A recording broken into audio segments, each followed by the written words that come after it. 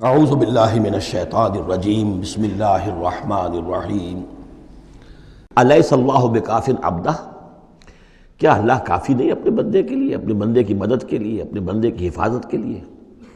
یہ سوالیہ نشان ہے حقیقت میں، یہ اس پر زور دینے کے لیے اللہ کافی ہے۔ اے نبی آپ اور اے مسلمانوں تم مطمئن رہو، تمہاری حفاظت، تمہاری مدد اس کے لیے اللہ کافی ہے۔ وَيُخَوِّفُونَكَ بِالَّذِينَ مِن دُونِهِ، اور یہ تمہیں ڈراتے ہیں اے نبی، یہ تو آپ کو بھی ڈراتے ہیں ان سے کہ جو اس کے علاوہ ہیں، اللہ کے علاوہ ہمارے معبودوں کی کوئی پھٹکار پڑے گی تم پر، جیسے کہ حضرت ابراہیم علیہ السلام کو ڈرایا تھا، سورہ انعام کے اندر ہم پڑھ آئے ہیں کہ تم نے سارے معبودوں کی نفی کر دی، اب ذرا انتظار کرو، اب تم پر جو بیتے گی اور ان کی پھٹکار پڑے گی تم پر، ان کی طرف سے تم پر پکڑ آئے گی۔ انہوں نے کہا تو مجھے کس سے ڈراتے ہو؟ بدبختو ڈرنا تمہیں چاہیے، تم اللہ کے ساتھ شریک کرتے ہو، مجھے تو کوئی ڈر نہیں ہے۔ اسی طریقے سے کہا کہ یہ ڈرا رہے اے نبی آپ کو بالذین من دونہ، ان کے بارے میں ان سے ڈرا رہے ہیں کہ جو اللہ کے سوا انہوں نے معبود بنا رکھے۔ وَمَن يُضْلِلِ اللَّهُ فَمَا لَهُ مِنْ هَادٍ، اور جس کو اللہ تعالیٰ گمراہ کر دے، جس کی گمراہی کے اوپر مہر لگا دے، پھر اس کے لیے کوئی ہدایت دینے والا نہیں۔ وَمَن يَهْدِ اللَّهُ فَمَا لَهُ مِن مُضِلٍّ، اور جس کو اللہ ہدایت دے دے پھر اسے گمراہ کرنے والا کوئی نہیں۔ أَلَيْسَ اللَّهُ بِعَزِيزٍ ذِي انتقام، تو کیا اللہ تعالیٰ زبردست نہیں ہے، انتقام لینے والا؟ وَلَئِن سَأَلْتَهُم مَّن خَلَقَ السَّمَاوَاتِ وَالْأَرْضَ لَيَقُولُنَّ اللَّهُ، اور جب یہ آپ ان سے اگر پوچھیں گے کس نے پیدا کیا آسمانوں اور زمین کو، وہ کہیں گے اللہ نے۔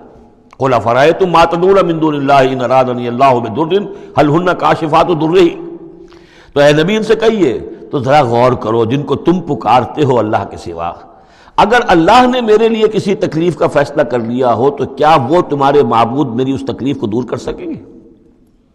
دیکھیے ظاہر بات ہے، وہ بھی مانتے تھے کہ بڑا اللہ تو وہی ہے اللہ، یہ چھوٹے ہیں، تو بڑے کا حکم چلے گا کہ چھوٹے کا چلے گا؟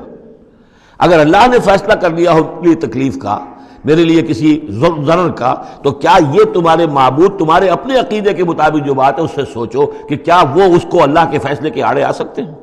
اور ارادنی برحمت، اور اگر اللہ تعالیٰ نے میرے لیے رحمت کا کوئی فیصلہ کر لیا ہے، حل ہن ممسکات رحمتہ، کیا ان میں اتنی طاقت ہے کہ میری اس کی رحمت کو روک لیں؟ قل حسبی اللہ، کہہ دیجئے میرے لیے تو میرا رب کافی ہے۔ علیہ یتوکل المتوکلون، اسی پر توکل کرتے ہیں توکل کرنے والے۔